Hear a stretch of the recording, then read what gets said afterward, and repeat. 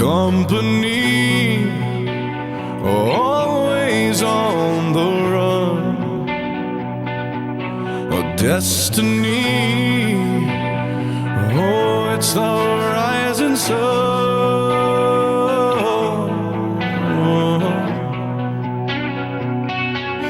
I was born a shotgun in my Here are the tools that we're going to need to install our new tether switch.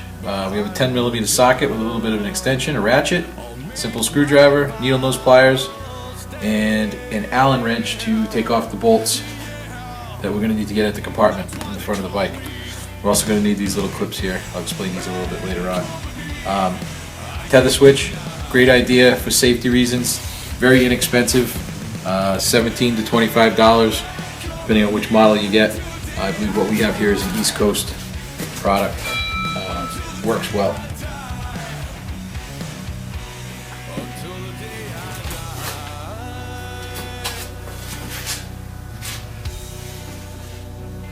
We've installed the kill switch here on the handlebars in a nice, easy to access location so that you can connect it to your body.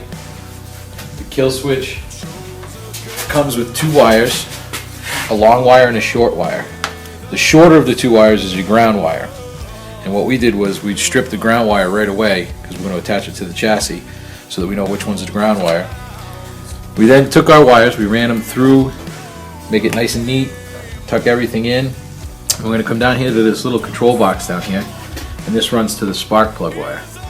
And what we're going to do is we're going to take a 10mm socket, we're going to loosen this up, we're going to put the ground wire on, and then we're going to take one of these little blue clips that you can get at any auto parts store, and we're going to basically splice this lead into this orange wire here, and when we make all the connections and everything is right and fire it up, the kill switch will work.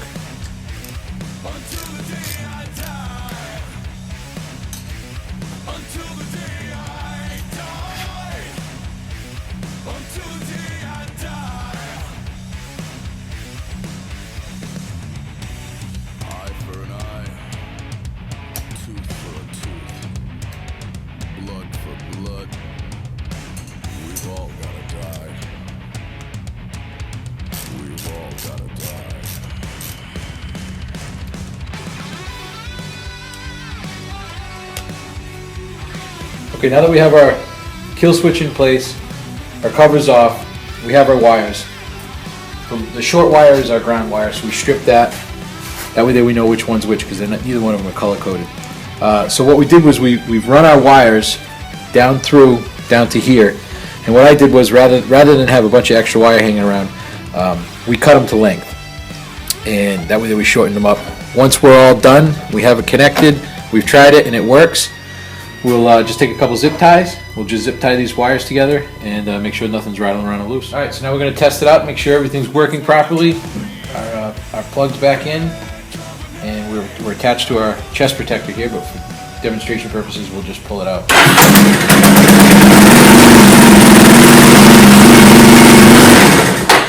Works beautiful.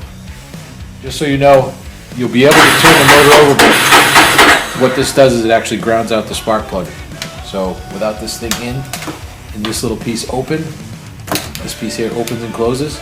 It's open now, which means that the spark can travel to the plug. When this is out, this is closed, grounds out the spark plug wire into the chassis, and that's what allows it to be killed.